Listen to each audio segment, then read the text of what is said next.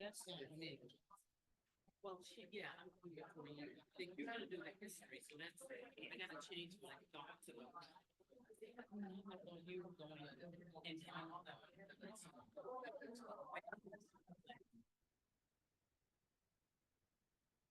Okay, Dr. Forbes.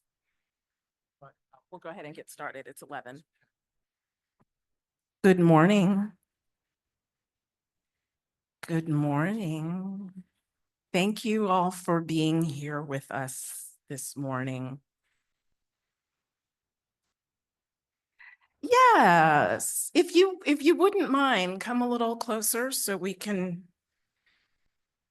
connect with the people in the room. That would be very helpful. Thank you. So, good morning. My name is Adrienne Fikes, and I am a family historian and a community psychology practitioner, and I am a friend of Virginia's Central State Hospital. This morning, I have the honor of being the moderator for this session, The Evolving History of Virginia's Central State Hospital, 1869 to 2025.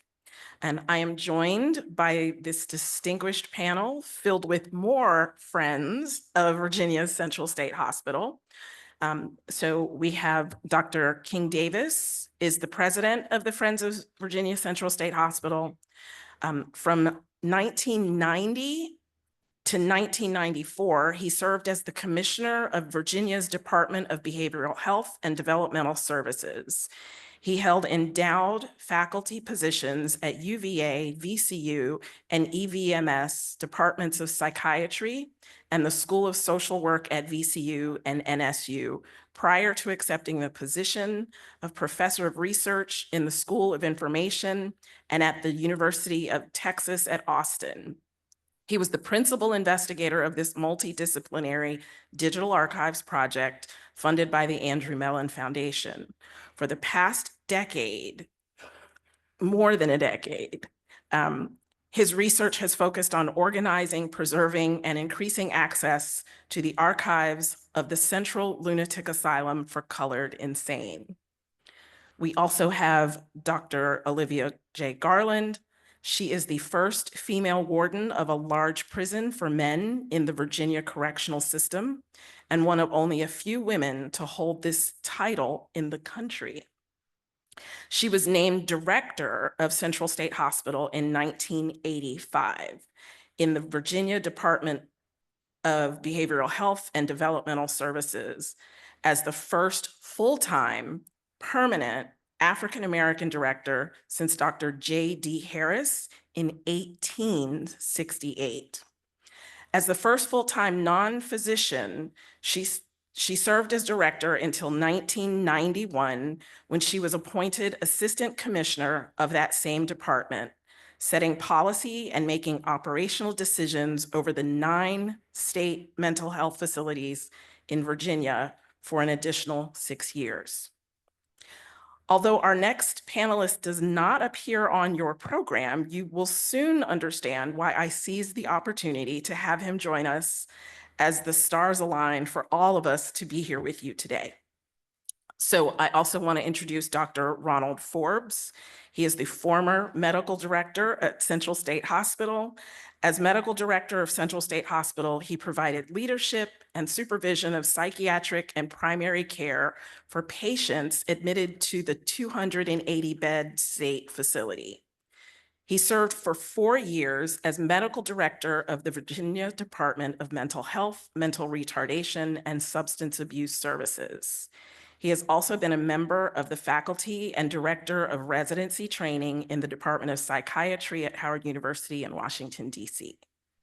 I also want to acknowledge another friend of Virginia Central State Hospital who is here with us today, Ms. Artrell Spicely. She is a former psychiatric nurse, and she will be with us in the lobby at the exhibit to help share our companion exhibit and help answer any questions you have about Central State and the work of the Friends. So now, before I turn to Dr. Garland to share more about the work of the Friends and Dr. Davis and Dr. Forbes are going to talk to you about the archives, I want to take just a moment to share my very personal connection to our work and hopefully inspire you to explore any connections you may have.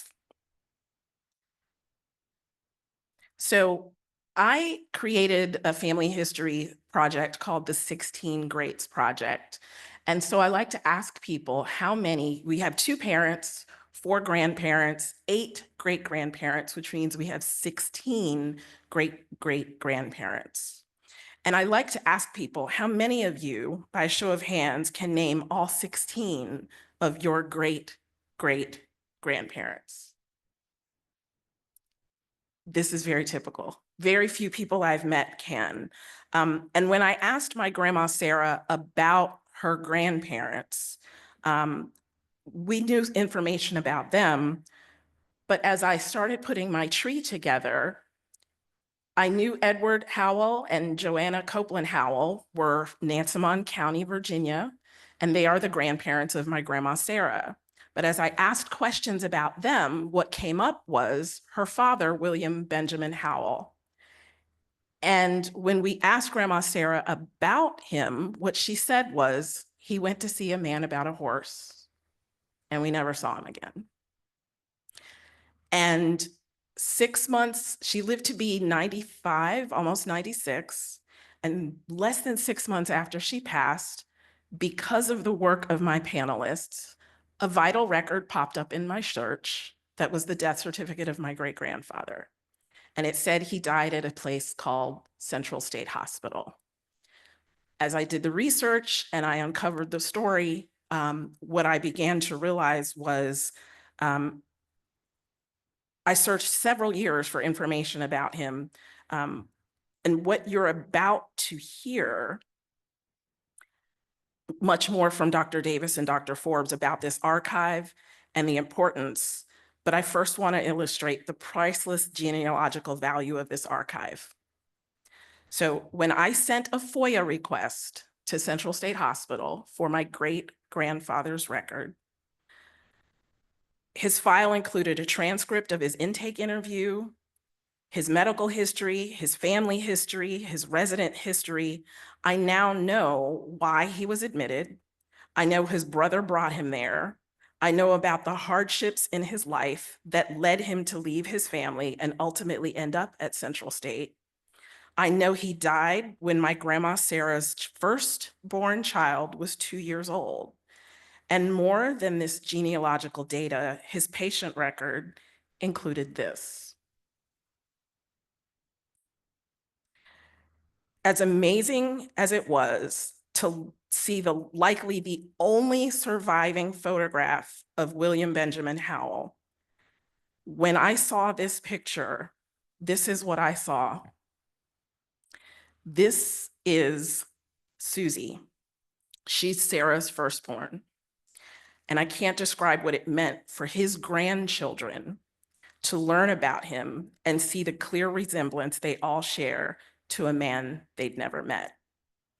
Although I don't know if you have a connection to Central State, and I don't know if your relatives' files included photographs or genealogical insights, I do hope today's panel will spark enough curiosity in you to go find out. And none of this would be possible without the Friends of Central State Hospital. We owe them a tremendous debt for protecting this archive. At this time, I would like to invite Dr. Olivia Garland up to tell us more about the Friends.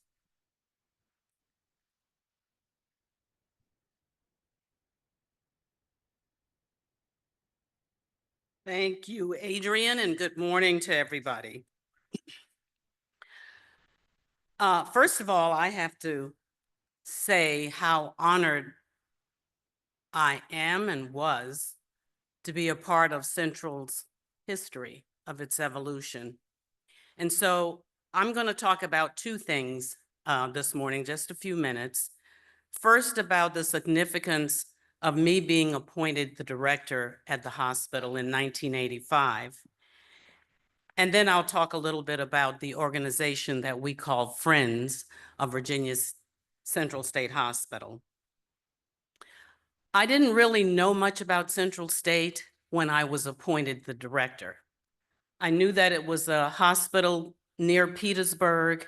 I knew that it was a psychiatric hospital, and I knew it had a pretty bad reputation. They were always in the news with something going wrong. So I am an administrative type and I like a challenge, and I accepted the role when I was asked to take it. But I learned within the first 2 weeks how significant it was for me to be the director. I'll tell you a little story that happened the first week I was there. I had decided one day that I was going to stay past the day shift and stay into the night so that I could see what was happening on the night shift at the hospital. I sat in my office eating a little snack before I went to the units. And you know how you can feel when somebody's looking at you? I felt like somebody was looking at me. So I looked up from my desk and there were two ladies that were looking around the corner of the door. And when I looked up, they jumped back. And I said, "Is someone out there?" And they came out and said, "Yes, ma'am." And I said, "Well, who are you? And can I help you? Is there anything I can do?" And they said, and they were standing outside of the doorway, and they said, "Well, we're from building X, and we're aides over there, and we wanted to come to see if what we heard was true."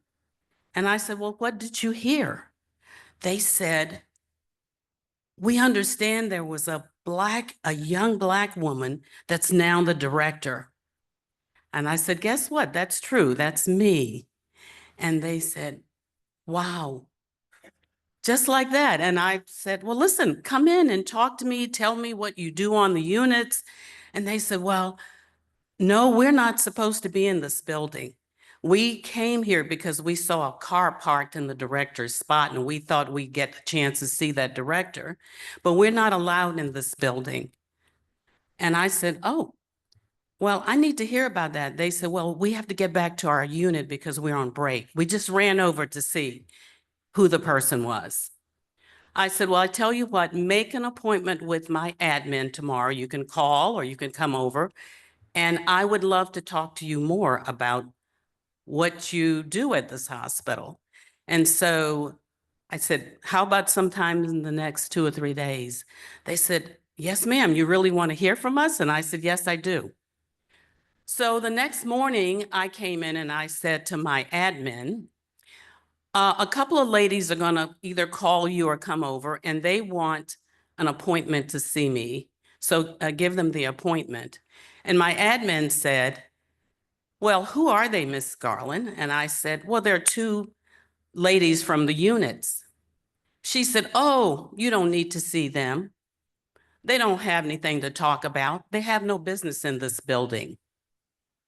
And suddenly the bells went off in my head. They said they shouldn't be in this building. She's telling me, my admin, that they shouldn't be in this building. There's a problem here. So I said to her, "I don't know anyone here. I'm the new director. I want to talk to anyone who wants to talk to me. You give them an appointment." So 3 days later, they came to my office and we sat down and I said, first of all, they stood outside the room and I said, "Come in here. Why do you stand out there?" And they gingerly walked in and sat down. And I said, "I want to hear from you why you think you can't come in this building or come in the director's office." And one of them said, the oldest lady, who was in her mid-50s probably, said, "May we close the door?" They closed the door. I said, "Sure, close the door." They said, "To be honest, you're in the big house here. This is the big house, the White House. This is the master's house. And the master makes the rules and the master sets the punishment. And we're over here, over there in those units, we're the feel inward. And we pick the cotton and we pick the tobacco. And we hope that nothing goes wrong, because the only way we'll get over here is when we are either being suspended or we are being fired. So we don't come over here and they don't come over there. It was a rude awakening. And by the time we finished, the 30 minutes was over, and they said, "We are so proud to have you here, but we know the expectations are very high. And we hope we don't overwhelm you, but we are so glad to see you, and we hope it'll be different." And I said to them, "Well, I can tell you this will not be a plantation, because that's what you're describing. This will be a hospital where people will come and get well and leave. And I'm always interested in what you have to say." 2 days later, I had a meeting with the management team, and I asked them, "What do you like about here? Why do you like to work here?" And they all said, "We love the patients, we love helping them get better, but we're the stepchild of the system." And I said, "What's the stepchild of the system?" They said, "There are 9 facilities in this state system, 9 psychiatric hospitals, and we get less than anyone else. We get less resources, we have less staffing, everything is less.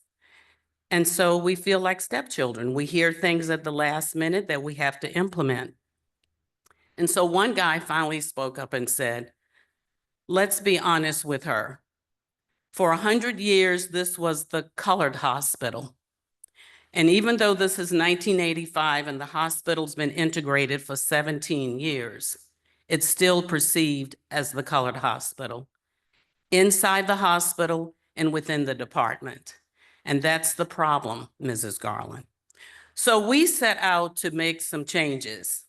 I took 2 or 3 months. I visited all of the hospitals in the state. I looked at their resources. I looked at their budgets. I looked at their environment. I looked at their staffing. And my staff was correct. There was a marked difference in the resources that Central received over the other hospitals. So I kind of wondered sometimes what was happening with the director. But then I realized, Dr. Davis reminded me of it, that I was the first African-American appointed to the colored hospital in its 117 years. So I knew what those ladies were feeling. I could tell the relief on their faces, and I certainly didn't want to disappoint them. So now I'm going to try to move these slides. How about that? You got it. Okay. So I'm not going to go over everything that we did there. We had a list. The staff, I got with the staff, and we made a list of over 100 things that needed to change at Central State. But I'm just giving you a summary of some of the things that show you why we were not respected in the system, why the staff felt like stepchildren in the system. The first thing that I told the commissioner we had to have at Central State in 1985 was central air conditioning for inpatients' buildings. All of the other 9 hospitals had central air conditioning. Central only had air conditioning in the administrative building, but not where the patients and the employees worked. By the next summer that I was there, we had central air. I told them we needed to increase the staffing. My staff worked up 72 positions we needed. The commissioner at that time gave me about 56, but that was tremendous. It made a difference on the wards. It made a difference to the employees who could take leave and didn't have to work overtime. The staff told me they wanted more clinical training, so we collaborated with VCU and some of the community colleges to bring in more training and to allow our staff to go to training. And the really big, I call it sort of cherry on top, was we, and Dr. Davis helped with this, we collaborated with the Department of Psychiatry so that all 3rd-year psychiatric residents rotated to Central State for their training, which was really phenomenal. It was good for them because they got a chance to see complex patients, and they brought some of their modalities with them. And our staff, which was very experienced with patients who were long-term chronic patients, they got a chance to show their wares as well. and the two groups really meld well together, and things began to change with treatment. I made sure that there, on every committee that the department had, there was a person from Central State on that committee. They had never been on, or rarely been on, any of the committees that the central office held. And I made sure that the other hospitals stopped transferring their problematic patients to Central. In other words, if a nurse at Western State was smacked by a patient, they would pick up the phone and said, Central, you need to take this patient. They're hurting our staff. And Central didn't feel like they could say no, so they took them. So here we were taking the most challenging patients from Western, Eastern, the other 6 facilities in the state, as well as some private hospitals. And I put a stop to that. I said, either you don't send them, you say no. I told my admissions person, or we'll do an exchange. If you send us one, we'll send you one. Soon that stopped and everybody kept their patients most of the time. And then the really big thing that I think boosted our standing in the department, Central was the only facility that wasn't accredited in 1985. All of the other hospitals were. And I said to staff, that can't stand. If you want to have respect in the department, you have to become accredited like any other hospital. And we jumped in there. Everybody learned what standards, national standards were. And in 18 months after I made that statement, we became accredited. And the department itself was very surprised at what had happened. But I think it shows you that people rise to the occasion when your expectation is there. So anyway, I felt very proud to be there. I was there for 6 years, and Dr. Davis was one of my mentors and gave me encouragement during my stay at Central. And so now I want to talk about the second thing, and that is the organization called Friends of Virginia's Central State Hospital. Now, when Dr. Davis comes up after me, he's going to give you a beautiful history. But the real issue is Central State, in the 100 years it was segregated, 54,000 people went through that facility, were admitted. And there are records for all 54,000. There are documents, there are artifacts at Central State. And we heard, and Dr. Davis will go into the specifics, that these records were going to maybe be destroyed. We heard that Central didn't have space for them. The state library didn't have space for them, and they were going to be destroyed. And our discussion, Dr. Davis, Dr. Forbes, was this can't happen. This is history. How can we destroy those kinds of records? And so the decision was, it's hard to advocate when it's just one-on-one, but we decided maybe we needed to form an organization.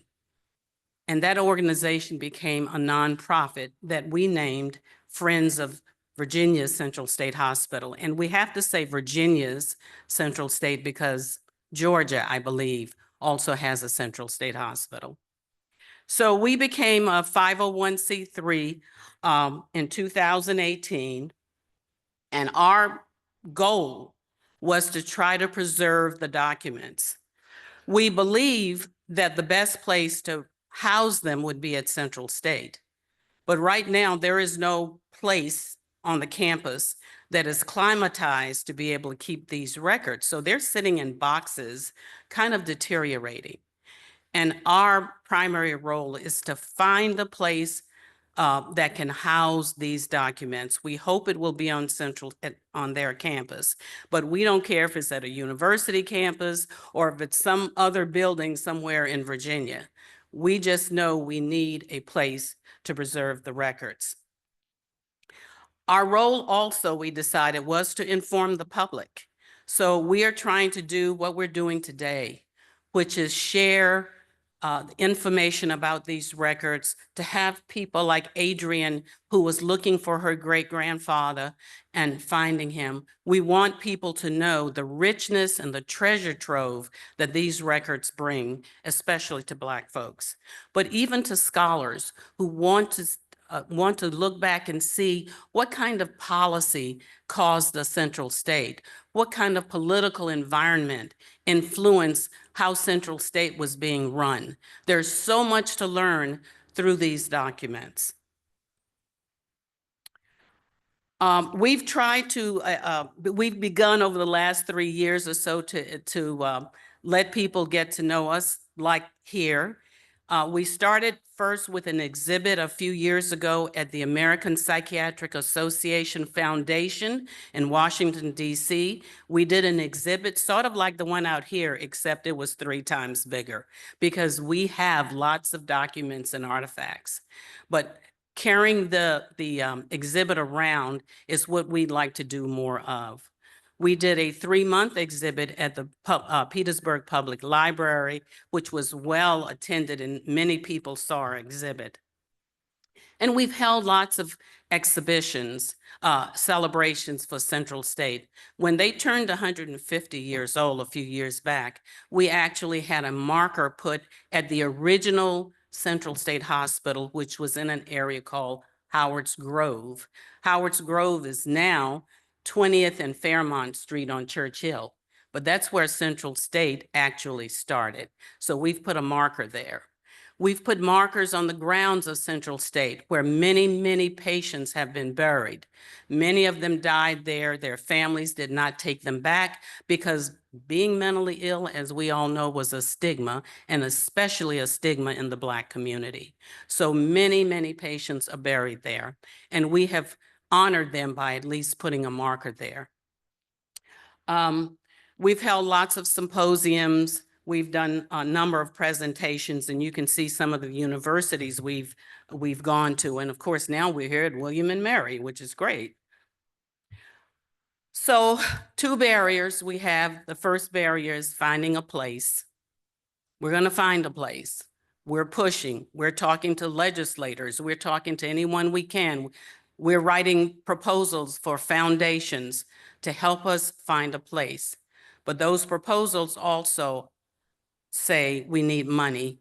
You can't turn a building into a climatized archive without having money to do that. And so our organization is focused on finding a building, finding the money to preserve these documents.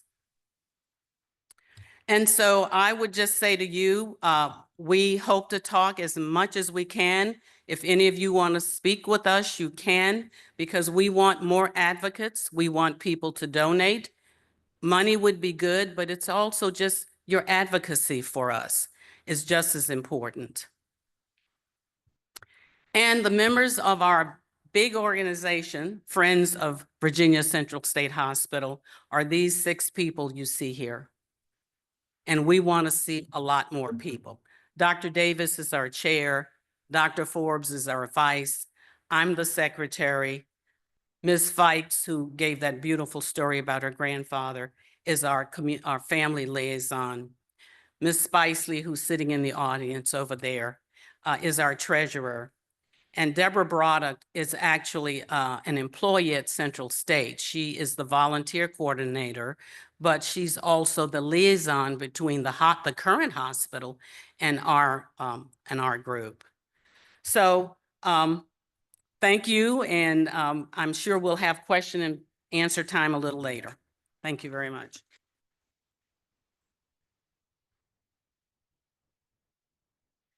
So now I'm going to bring up Dr. Davis and Dr. Forbes. I'm going to invite you to come sit at the mic because I'm sure you will have some things to share. And they will talk to you about the rich history of the archive.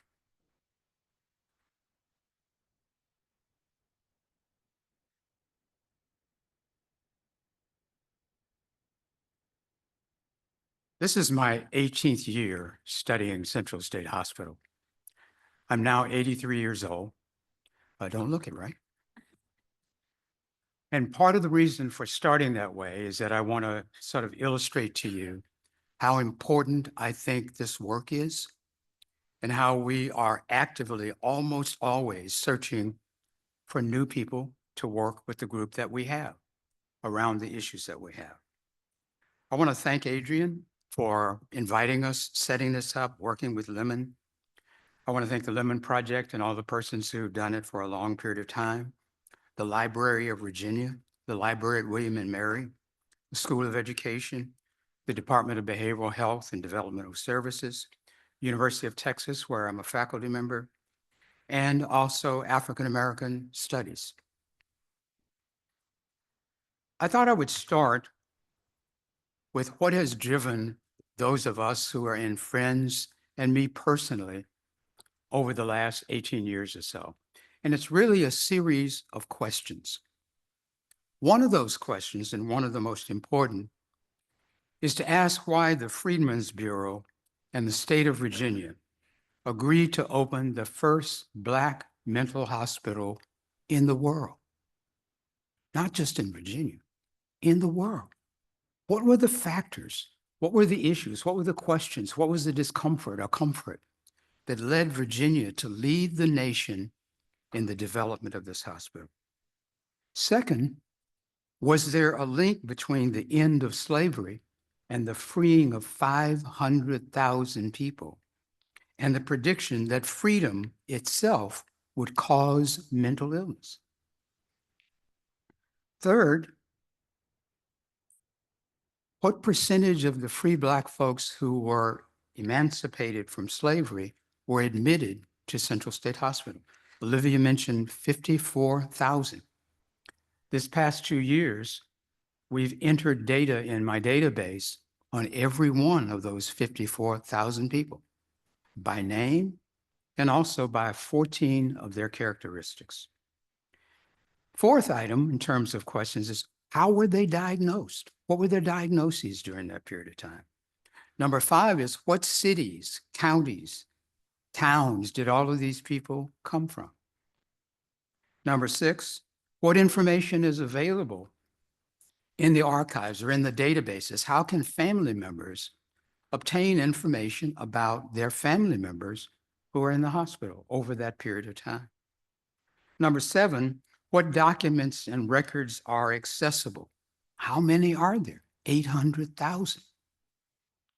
Number 8, should Central State's archive be in a public space? Olivia sort of hinted at that at the end. That's open and available to family members. What does the law say? What is it about this that would allow family members to have access?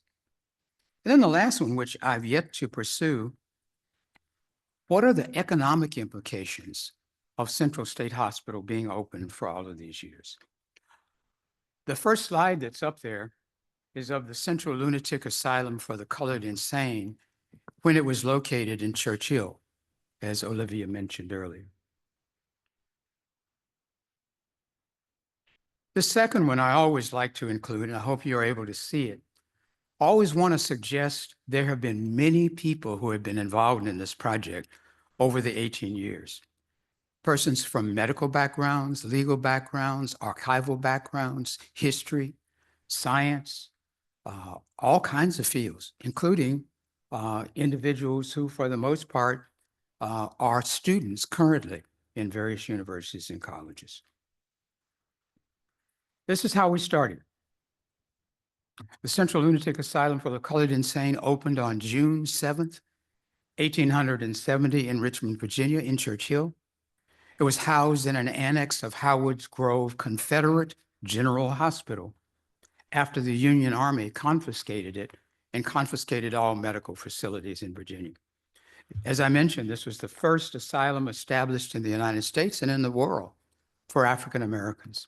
But its 150-year history has often been either ignored or unaware by members of the legislature, people that I've talked to. But in almost every instance, when I talk to governors, members of the legislature, they all almost always said there's nothing about Central that is of historical value.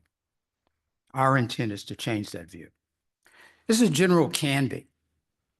And General Canby was the military governor of Virginia appointed by the Secretary of Defense. And it was his decision whether and how African Americans would be treated after the end of the Civil War. I went back one more. That's General Canby. And General Canby reached an agreement with the royal governor of Virginia, or the intending governor of Virginia, who he appointed to agree to open this first facility. And the question really remains, why? What was there about African Americans who were freed from slavery that gave them the impression that there was a need for a psychiatric hospital? And why weren't the 2 or 3 existing psychiatric hospitals sufficient? Eastern State had already made it a practice of accepting African Americans who were free to their hospital. What was there about this new population that made it impossible for them to be considered? And our data starts to answer those questions. This is Governor Walker. And over on the right-hand side of this is Governor Walker's statement about why it was necessary to open a separate hospital. And what he said was Eastern was full and Western was full. They couldn't accommodate any additional patients. Not true. We know the number of persons who were in those facilities at that time, and it was possible. In fact, John Galt at Eastern had made it his practice. And he made a statement that it was no medical reason why there needed to be racial separation in terms of persons who admitted to the hospitals. But it was other forces that influenced Virginia to open this first hospital. This is the law that was set into motion on June 7th. I won't read it all, but it basically says there's good reason in Virginia to open a psychiatric hospital exclusively for Black people.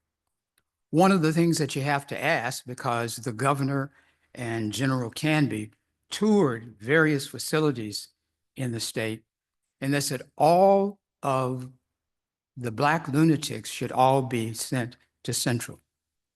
Well, the assumption was that since the 500,000 Black folks who were being discharged from slavery could not manage themselves, that meant Central State would have had, what, 500,000 patients. Why? Because of the assumption. The assumption was freedom was inimical to the mental health of Black people, so they had to be all institutionalized. This is an article from both the New York Times and from the Norfolk paper called A Negro Insane Asylum. And over on the right-hand side, where we can't read it well, it says the only Negro asylum in the world is situated near Richmond, Virginia.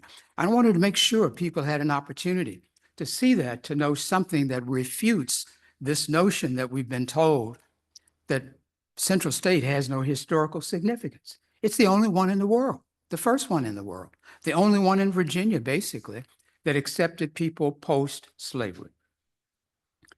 This is a statement from the director of Western State Hospital, who suggested that if, in fact, his recommendation that there be a separate hospital for Black people were followed, he established the criteria for what that hospital should entail. And I'll read just a few of those if you can't read them very well. One of those, he says, the climate must be congenial to Black people. I don't know what that means. The second was the region of the country should be salubrious. I'm not sure what that means either. The third was the institution should be of easy access for the class of patients who should deserve it. It should be easier for people to get manure because they were going to have what? Jobs working in the fields. There should not be less than 2 acres, on and on and on. But what he really said, it shouldn't be any place close to Stanton, Virginia, where my hospital is. And that was the basic issue. He wanted not to have African-American people at Western State Hospital. And I should point out to you, I came to Virginia in 1972 as director of community mental health, but I became commissioner of the department in 1990. Western State Hospital in 1990 still had no Black patients. So that notion that was there in 1870 was still there in 1990 when I became commissioner. So the origins of the project, The project really started in 2007 with a request from the director of the hospital who sought to increase retention, restoration, and preservation of their really endangered historical records. And we had a plan.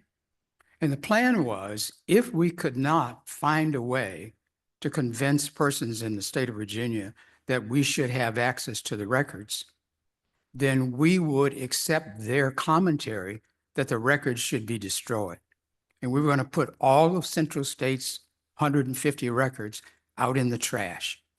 And I had rented a truck to take all of them back to Texas. Why?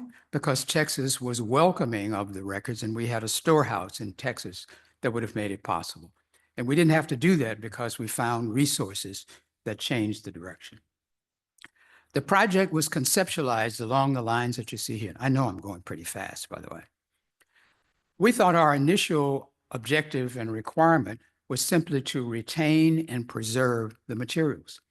We would develop a finding aid, for those of you who are archivists and know what that's about, that would hold about 90% of all the records, materials. We'd catalog them, we'd restore some, and we would conduct research.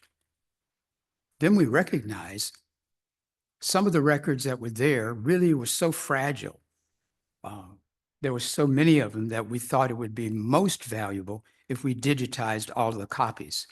We could digitize the copies and give the original copies by law to the Library of Virginia. So we took an almost 5-year period to digitize 800,000 documents. I don't know if you guys know what that means.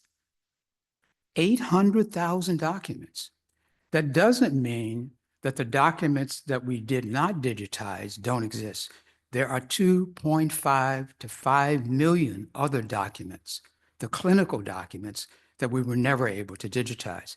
That was because of the HIPAA law that says it was not possible for us to have access to the clinical information, the privacy protected information in those records. So we took the 800,000 documents that were basically in the public domain that we could digitize. The task before us that Olivia sort of hinted at is that there are 2.5 to 5 million clinical records that have not been digitized, that are in an unarchived environment as they have been for years. An environment in which the temperature in the summer was 112 degrees, moisture, heat, handling, etc., that made all of these records at some risk.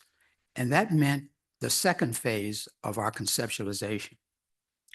We didn't realize earlier on that this hospital had the significance as the first Black mental hospital in the world. That gave it historical significance. We also realized that there were some ethical issues that were involved, Olivia sort of hinted at. Federal laws, state laws, racial history in the state of Virginia that we had to consider, audiences that were interested. Every month since we started this project, we've either gotten a telephone call or an email or a letter from family members, not only in Virginia, but in California, in Georgia, in New York State, in North Carolina, in Mississippi, in Boston, all over the country, who heard that we were doing the project, and they were interested in trying to figure out, could we help them find their relatives, just like Adrienne talked about. One of the benefits, in a way, of the 100+ years of segregation of Central, it meant that regardless of what your stature was, regardless of what your education or your income was in the state of Virginia, if you had a psychiatric problem, you could only go one place. So that meant, as we went through the records and we started to understand this, the chairman of the Department of Psychiatry at Howard University's grandfather was a patient there. The great-grandfather of one of the civil rights icons in Virginia had her grandfather disappear from the front porch, and he went to Central. And I can give you story after story after story of phone calls and letters that we've received of persons asking whether or not we can help them find a grandmother, a grandfather, an uncle, a cousin, somebody that ended up at Central that simply disappeared from their community. One of the reasons we were funded at $800,000 to do this project by the Andrew Mellon Foundation was that folks at the University of Georgia suggested I call Earl Lewis, who at that time period was the president of the Andrew Mellon Foundation in New York. And I did. I called him up, talked to him on the phone, and he says, what is it that you're looking to do? And I told him that we were going to digitize the records at Central State Hospital. And he said, really? My great uncle was a patient at Central State Hospital. And if you know Earl Lewis, he's a social historian. And he said, when my uncle was a patient at Central, I visited Central on a regular basis with my mother and father, but they wouldn't allow me to get out of the car. So I sat in the car during all of those visits. I never got inside of Central. If I came to Central, would you let me in? He flew to Virginia the following day. And we all but had to cart him out of the building because he didn't want to leave. He wanted to look and study and read and understand more about Central State Hospital. And the basis for our $800,000 grant was a relationship with the Mellon Foundation, based in part on what it meant to individual families like that of Earl Lewis. So on the other side of this, you see on the slide, lots of the things that we are interested in getting done. Down at the bottom, and as you look at some of that, it gives you sort of the tracking of how the research has moved over the course of many years. We've developed software, we've developed mechanisms by which we can read historical psychiatric records, all written in English, some of which is faded. And the folks in archival reproduction have done these extraordinary tasks to make it possible for us to read a lot of the material. So I'll whip through some of the selected findings. Keep in mind, we've been at this for 18 years. We've got 36,000 photographs and slides. We've got 800,000 pages of material, 2.5 to 5 million pages of other documents that are clinical. Here's what we have. We have an overall array of records scattered hither, thither, and everywhere. We've got various hypotheses about illness and the connection between race and status. We've got data by name on almost 54,000 people admitted to the hospital between 1868 and 1968. We've got annual reports for 100 years. We've got patient registers, treatment records we've not digitized. That's the place I'd like to go next. Lobotomy records, commitment records, sterilization records. One of the directors of Central, the longest serving director of Central, was the leading proponent in the United States in the eugenics movement. And he was the longest serving director of Central. Photographs, newspaper articles, board minutes, personnel records, letters. We've got all kinds of stuff. The 1840 census, by the way, if you haven't seen it, you should. It was the first United States census that listed people by, not by name, but where they lived and by race and whether they were mentally ill or whether they had had some other kind of developmental problem. There are three hypotheses that we've identified in the material. Some of you may know something what we call the immunity hypothesis. For almost the first 100 years, African-American people were considered to be immune from mental illness. Why? Because we were mostly enslaved. And slavery was seen as being therapeutic for African-Americans and preventive. And it was the notion that African-Americans were prevented from developing problems of mental illness because we were enslaved. And the census of 1840 suggested if, in fact, the structure of slavery was taken away, all of the Black people who had been formerly enslaved would become mentally ill. If you look at the flip side of that, sort of the somewhat trickster slide, it suggests that in the earlier years of American development, the only persons who were most subjected to mental illness were wealthy white men. And those are the persons for whom Eastern State and other hospitals were originally created. At the end of slavery, the hypothesis changed.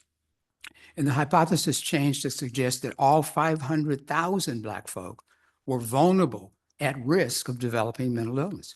That pertained from 1860 to about 1967, 1968, when then we got what I call the disproportionality hypothesis, meaning that services for African-American people were disproportionately poor. across the United States. We'll talk about that maybe with some questions and answers. That's the immunity hypothesis. Came up in some measure through John Galt, the extraordinarily liberal director at Eastern State Hospital. Now, data. What we've done, we've taken, how am I doing time-wise? Okay. We've taken the data on the 54,000 people who were admitted to Central over those 100 years. But we looked even earlier. We went back to 1840, 1850, 1860, because there were 82 Black folks who had been admitted to Eastern State Hospital prior to the opening of Central. These were free Black people for the most part, not entirely. So part of what we wanted to do was to track those admissions and to see how many people were there and sort of the nature of it. And you can see it on the slide. The top line is for all the persons who were admitted, and you see changes. The sort of golden line in the middle is for males, and the blue line is for women. And you can see the trajectories. For the most part, from 1869 up through about 1900, not much movement. Not many people admitted, contrary to what the prediction was. The prediction was what? A significant number, if not all, of the 500,000 Black folks freed would end up in some psychiatric problem or in criminal problems or all other kinds of things that were there. It turns out that it's less than what? 1%. But then you start to see changes. And the first set of changes comes in 1910. And it lasts from 1910 almost to 1940. What was it that precipitated this huge increase in the number and proportion of African-American people? It then drops around the latter part of 1940, picks up again in 1950. So lots of questions that we can raise just on the basis of the numbers. We've broken it out by gender. We've later on broken it out by age, lots of other things as well. Keep in mind, I must have 1,500 of these slides because whenever it appeared to us that it was necessary, we created slides and graphs, charts and tables so that we could look at and begin to ask critical questions about what relates to what. What was it that occurred within the society that increased in such an extraordinary way in 1910? So what happened in 1910? What happened in 1910? What happened in 1910? That's significant that you think about. Was it World War I? What happened? So part of what we're talking about in our research is trying to identify the socioeconomic or other kind of factors that occurred in these periods to give us some idea of the things that we should look at that may have influenced this tremendous trajectory of African Americans for almost a 30-year period in terms of what was there. This is where people came from.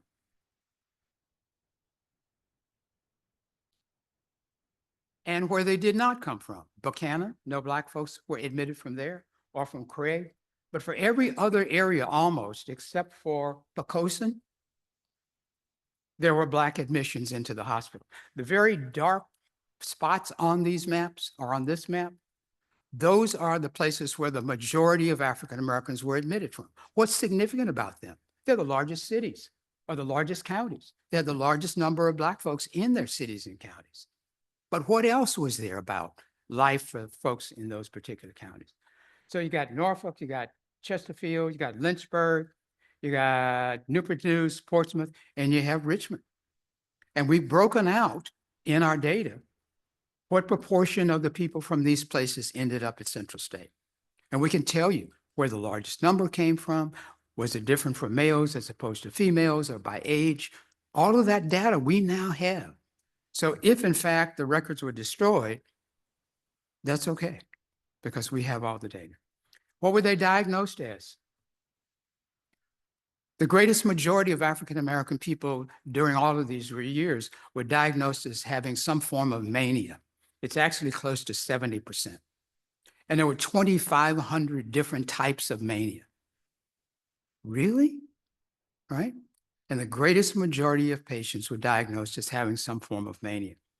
But for reasons that are not clear to us, when it got to the 1960s, the hospital no longer included diagnosis. I can't understand that. Up until 1960, The diagnostic material was very clear and was stated how the physician identified the dilemma or the particular problem that a person was admitted to the hospital for. 1960, that stopped.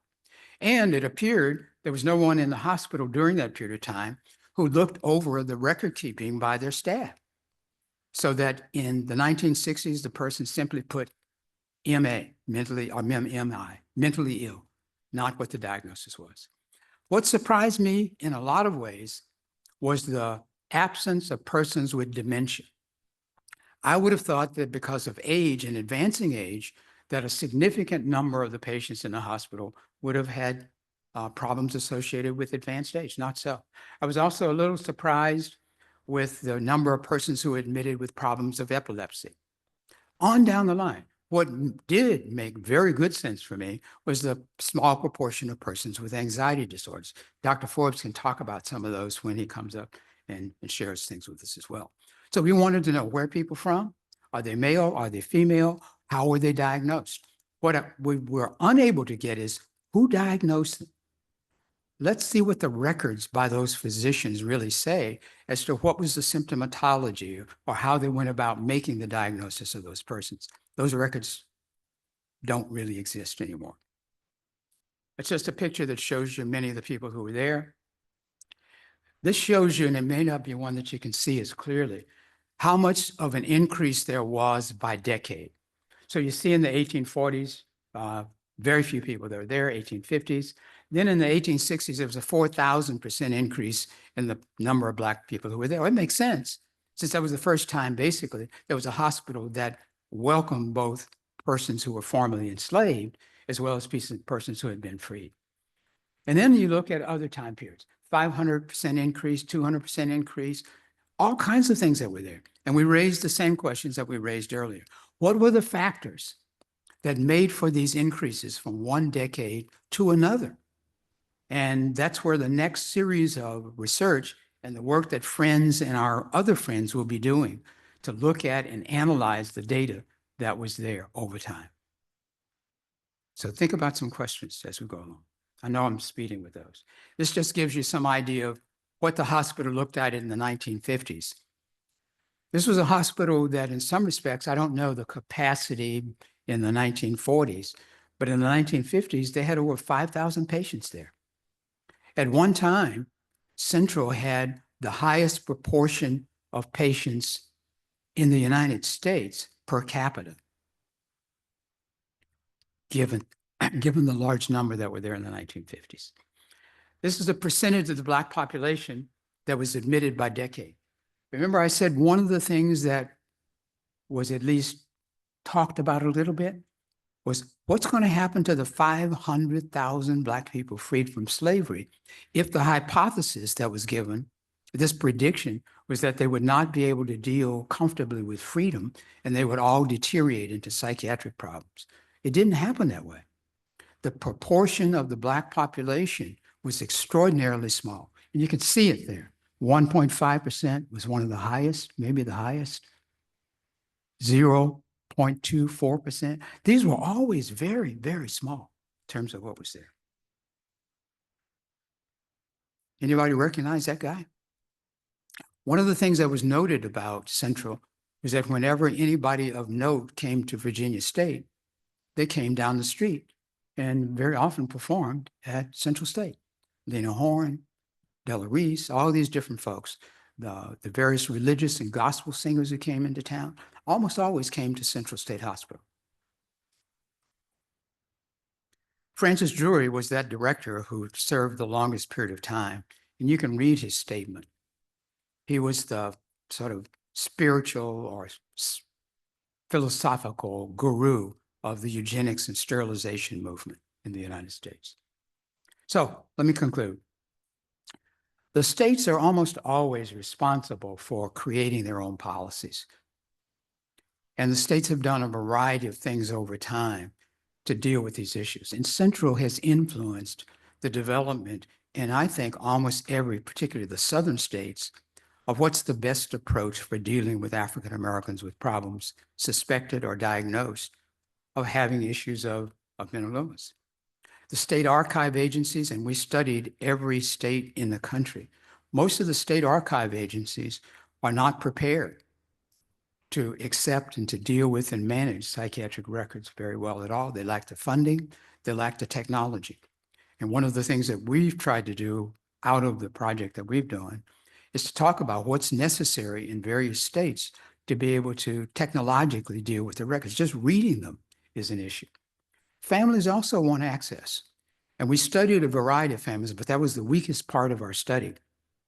We wanted to know whether family members were comfortable in having people having access to the records. And almost uniformly, they said, no, we don't want our records. We don't want our names. We don't want information displayed about our families. We don't want the press to have it. We don't want researchers to have it. We want that information, for the most part, to be kept private. Scholars, what do? They want the material yesterday. They want all of the material. They want names. They want all kinds of things that are there.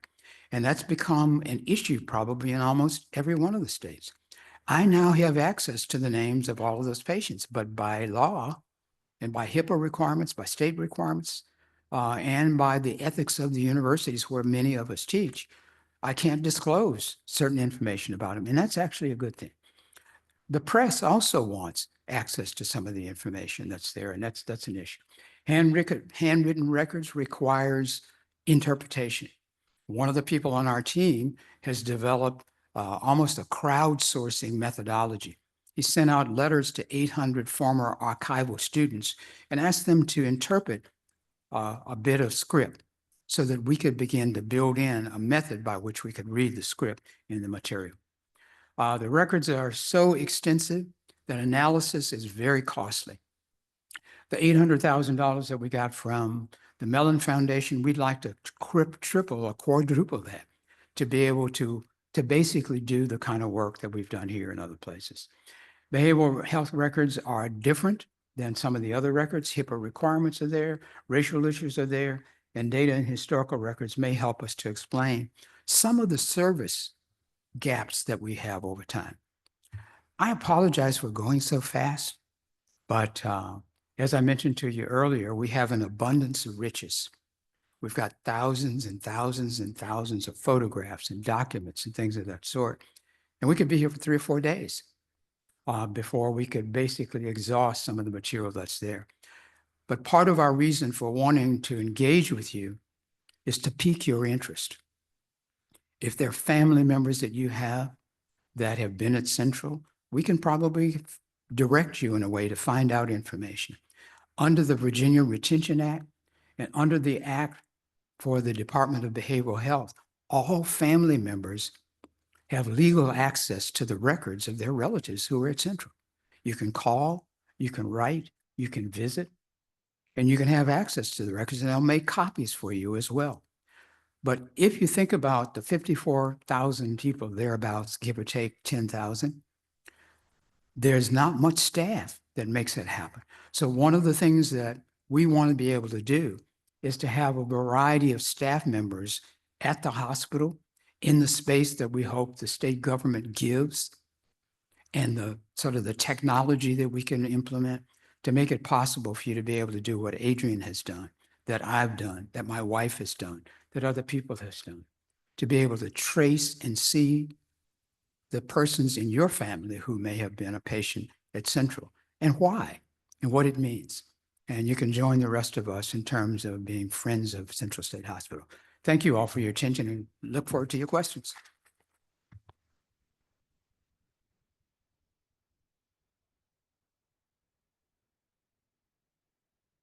One of the worst things that one can do is stand up with a group that has had a wonderful, stimulating morning and be between them and lunch. So I realize where you are. I also should tell you that I was added to the panel yesterday afternoon, and rather than giving a presentation, to stimulate some conversation and discussion. The archives of Central State Hospital are a wonderful resource. And for me, as an amateur historian and an amateur genealogist, when nothing's going on, I take my fingers and go through. And I just want to leave you with three pearls that have come to me. Three names in Virginia's history that wouldn't have come to me but for Central State. One is J.D. Harris. Olivia mentioned J.D. Harris as being the first director of Howard's Grove Hospital and Central Lunatic Asylum for Colored Insane. J.D. Harris is a most amazing man in my professional background. J.D. was born in Fayetteville, North Carolina, 1833. Joseph Dennis Harris was one of, I think, 9 children born to a parent who was a brick mason. In fact, one of his older brothers became a bishop in the AME church. When Dad died, Mom moved the family to Ohio. And J.D. Harris, amazingly, 1845, 1850, went to medical school. He went to medical school in Cleveland. He later got his medical degree, and he ended up going to the Caribbean.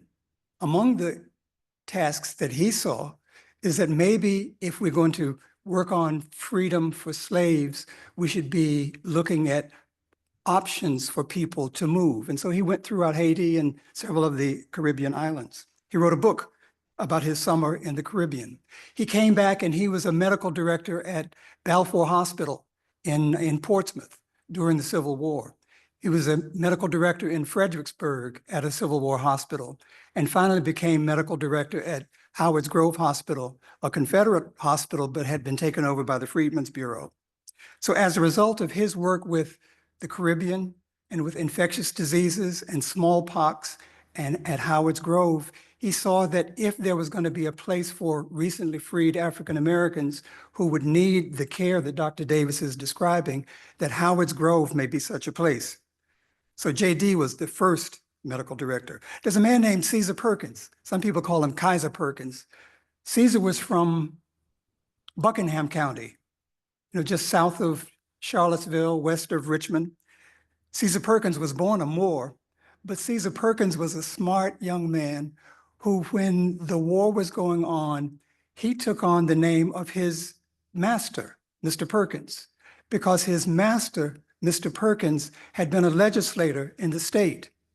So sure enough, when free time came, it turned out that Buckingham County had twice as many African Americans who could vote as white people. And Caesar Perkins got elected to the state legislature, 1866, 1867, Constitutional Convention.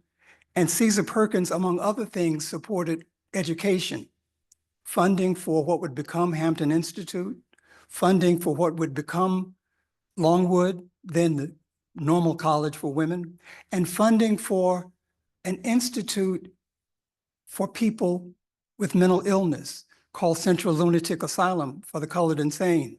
Through his committee work in the legislature, he was able to work on the funding for what would become Central State Hospital.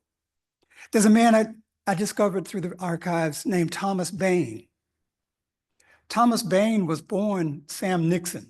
He was a little boy born in North Carolina. As an adolescent, he ran away, was caught and brought back. He ran away again and was caught and brought back. And eventually he was purchased. He was bought by a dentist from Norfolk. He brought Sam to Norfolk, and the dentist saw that Sam was a bright young man. He helped him to do his books. He started teaching him a little bit about dental work. In fact, Sam Nixon became a dental assistant. If it was raining and thundering in Norfolk, the doctor wouldn't go out to see people. He would send Sam. And Sam became a dentist in Norfolk because he had privileges to be out and about. And this is 1850s. He could be out and about. He became a lieutenant in the Underground Railroad. He would let people know when the boat was coming and when the boat was leaving and when the soldiers were coming. Eventually, he saw an article, really a letter, that said that this Sam Nixon, who says he's a dentist, is really helping people to get north. And so he knew that it was his time. He got on the next boat and first went to Philadelphia and then New Jersey and eventually went to Massachusetts. When he got to Massachusetts, he changed his name to Thomas Bain. Sam Nixon changed his name to Thomas Bain and became a dentist in New Bedford, Massachusetts. He became a politician in New Bedford. on the city council. When the war was over, he came back to Norfolk, found his wife, found his daughter, got active in Norfolk politics, and became a member of the legislature. He too, like Caesar Perkins, was part of the committee that funded this new institution, Central Lunatic Asylum. Thomas Bain was very active through the next 20 years, but in 1888, he became ill. I don't know if he was ill. I don't know if he was a rambunctious older man, but eventually he was taken to Central Lunatic Asylum. He was admitted to Central State Hospital. 3 months later, he died at Central State Hospital. So J.D. Harris, a doctor, Caesar Perkins, a legislator, Thomas Bain, slave boy turned dentist, all had crossroads through Central State. You all are amateur historians. You all are amateur genealogists. You all should realize the resource that is there.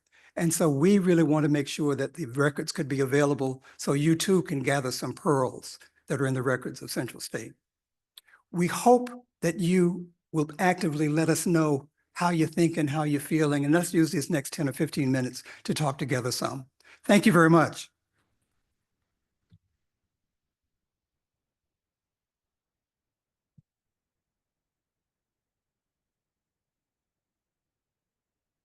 So I recognize we have a few minutes left for some questions. Does anyone have a question for any of the panelists? Yes, sir.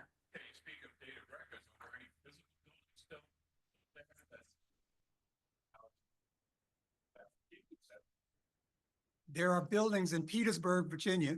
There are 266 patients on the grounds of Central State. Amazingly, the man who would have been admitted last night is in the same medical record system that Dr. Davis talked about. There's no other, continuous group of 155 years of records. Central State has buildings. I can see one that was built in 1911. I'm just looking at the tops of buildings. I can see one that's built in 1935. But there are patients actively there now. There's also an active construction project. I think it's $240, $300 million that a new Central State is going to be built on the same grounds. So it's a very active hospital. In fact, it'll be completed really December of 26. There will be a new Central State Hospital on the same grounds, but further into the property. And you couldn't get a room in there for the record? No, the Yeah. new hospital is all about treatment, which I think is wonderful. We would really like to have a separate building so that it could be a museum as well as an archive. And there are plenty of buildings to choose from. Yes, on the grounds. All of the buildings that are currently there are up for sale. Yeah.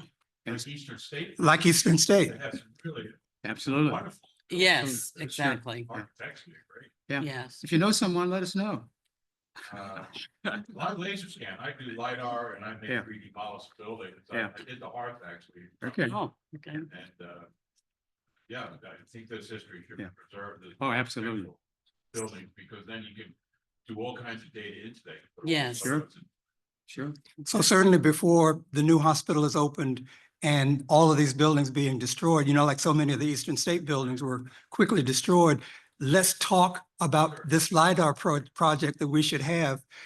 Another thing that we didn't talk too much about is that there is a large cemetery at Central State, unmarked primarily. I mean, just a couple of the headstones have a name. The fact that this cemetery is so close to the new hospital, it means that it's going to be preserved, but the buildings will probably fall over the next 5 or 10 years. You and I should do some work together before that happens. Thank you. Other And questions? We have This- one, there's one online Oh. question yes, too. This person wants to know if there's anything similar in terms of advocacy groups for patients at Crownsville State Hospital in Maryland. Mrs. Hilton, the writer, Antonio Hilton. Antonia Hilton, has done a lot of work, and there has been a civil rights investment as well, and a lot of interest, but I don't know that there's an active group that's going on. Okay, There's lots of interest on the part of folks who are there. okay, thank you. and so what I will say, and this was going to have to be our last question, but we are We'll stay. out at the exhibit today. So if you have time to stop by and you have other questions or concerns, or you just want to, see what we've got to share with you, please stop by. So the young lady right there. I am. Yes. For her. I have a quick question. Do you know if people were sent to Central State early on because they were considered lawbreakers? Yes, Sure, yes. absolutely. The state library has police and court records from 1870s and 1880s. And many of the people who came to Central had been in jails around the state. And in jails, not for what I would call crime, but I guess what was called vagrancy. Right. If you didn't have a job, then the county hoped that the sheriff would take control. If you were in the jail for a little while and not moving towards release, especially if you had some complaints, then you may be bought. So there are judges, there are family members, there are pastors who signed forms to bring people to Central State. So yes, many of the people that, you look at some of Dr. Davis's photographs, I don't see people who look like they have schizophrenia or look like they have bipolar disorder.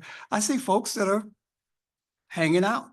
And so I think a lot of it was that people came who really didn't have mental illness, but didn't have a place to be. Okay.